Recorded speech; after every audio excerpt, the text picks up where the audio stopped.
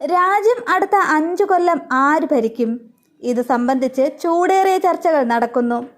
തിരഞ്ഞെടുപ്പിൻ്റെ 4 ഘട്ടങ്ങൾ പൂർത്തിയായി. തുടർഭരണ പ്രതീക്ഷയിലാണ് BJP. എന്നാൽ കാര്യങ്ങൾ BJPക്ക് അത്ര അനുകൂലമല്ലെന്ന വിലയിരുത്തലുകളാണ് പുറത്തുവരുന്നത്. തിരഞ്ഞെടുപ്പ് നിരീക്ഷകൻ യോഗേന്ദ്ര യാദവ് പറഞ്ഞതനുസരിച്ച് BJPയുടെ 400 സീറ്റ് എന്ന മോഹം അകലെയാണെന്നാണ് പറയുന്നത്. മാത്രമല്ല, വർഷങ്ങൾക്ക് ശേഷം രാജ്യത്ത് തൂക്കുസഭയാണ് മുൻതൂക്കമെന്നാണ് പ്രവചനം. തിരഞ്ഞെടുപ്പ് നടന്ന സംസ്ഥാനങ്ങളിൽ നേരിട്ടെത്തി നടത്തിയ സർവേയുടെ പ്രവചനമാണ് അദ്ദേഹം നടത്തിയിരിക്കുന്നത്. 4 ഘട്ടം പിന്നിടുമ്പോഴും ഉഷ്ണതരംഗമല്ലാതെ രാഷ്ട്രീയ തരംഗമില്ലാത്ത തിരഞ്ഞെടുപ്പിൽ 400 സീറ്റുകളെന്ന ലക്ഷ്യം BJPക്ക് വിദൂര സ്വപ്നം മാത്രമെന്നാണ് വിലയിരുത്തൽ.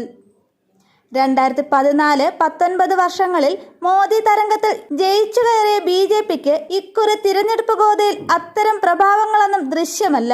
എന്നാൽ 10 വർഷത്തെ ഭരണത്തോടുള്ള പൊതു സ്വീകാര്യത കുറവും രാഷ്ട്രീയ അന്തരീക്ഷത്തോടുള്ള വിരക്തിയും പ്രതിഫലിക്കുന്നുമുണ്ട്. ഗുജറാത്ത് ഉൾപ്പെടെ NDAക്ക് ശക്തമായ വേരോട്ടമുള്ള സംസ്ഥാനങ്ങളിലെ മണ്ഡലങ്ങളിൽ പ്രതീക്ഷ അർപ്പിക്കുന്നുമുണ്ട്. 10 സംസ്ഥാനങ്ങളിൽ 8ഉം 2019-ൽ BJPക്ക് കാര്യമായ സീറ്റുകൾ നൽകിയിരുന്നു. ഈ സംസ്ഥാനങ്ങളിൽ നിന്ന് 80 സീറ്റുകൾ NDA നേടിയിരുന്നു. ഇത് ഇക്കുറി 65 ആകുമെന്നാണ് നിരീക്ഷണം.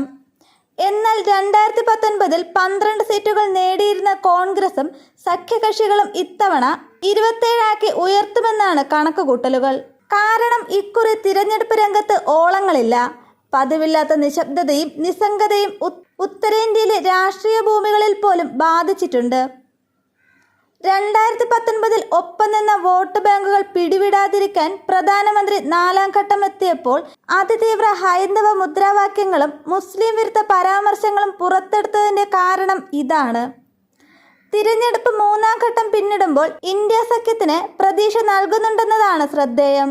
10 വർഷത്തെ ഭരണ തുടർച്ചയോടുള്ള വിരക്തി, 400 സീറ്റുകളെന്ന പ്രഖ്യാപനമുണ്ടാക്കിയ അമിത ആത്മവിശ്വാസം, ഏകപക്ഷീയ തിരഞ്ഞെടുപ്പാണെന്ന തോന്നൽ, ED റെയ്ഡ് മുതലായുള്ള വിവാദങ്ങൾ, വോട്ടെടുപ്പ് പ്രക്രിയയോടുള്ള നിസ്സംഗത തുടങ്ങിയവയാണ് പോളിംഗ് ശതമാനക്കുറവിന്റെ കാരണങ്ങളായി കണ്ടെത്തുന്നത്. ഇതുണ്ടാക്കുന്ന സ്വാധീനം തിരഞ്ഞെടുപ്പ് ഫലത്തിൽ പ്രതിഫലിക്കും. 2019-ൽ യോഗേന്ദ്ര യാദവിന്റെ പ്രവചനം ഏറെ ചർച്ചയായതാണ്. BJPയും സഖ്യകക്ഷികളും മോദിയുടെ നേതൃത്വത്തിൽ സർക്കാർ ഉണ്ടാക്കാനുള്ള സാധ്യതയാണ് അന്ന് പ്രവചിച്ചത്. 233 पे 70 सीट का नुकसान, साथ में एलाइज को जोड़ दें, एलाइज को आएंगी 35 सीट आज के हिसाब से, यानी कि 268 मेजॉरिटी से NDA भी नीचे हो सकता है. कम से कम आज की तारीख में नीचे चल रहा है.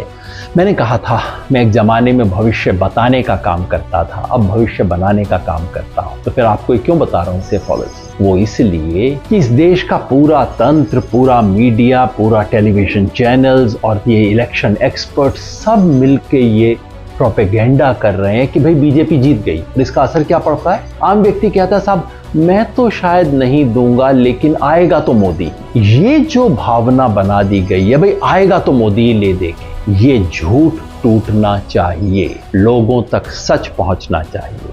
ये सच बताना मेरा काम है और आपका भी. शेयर जरूर कीजिएगा.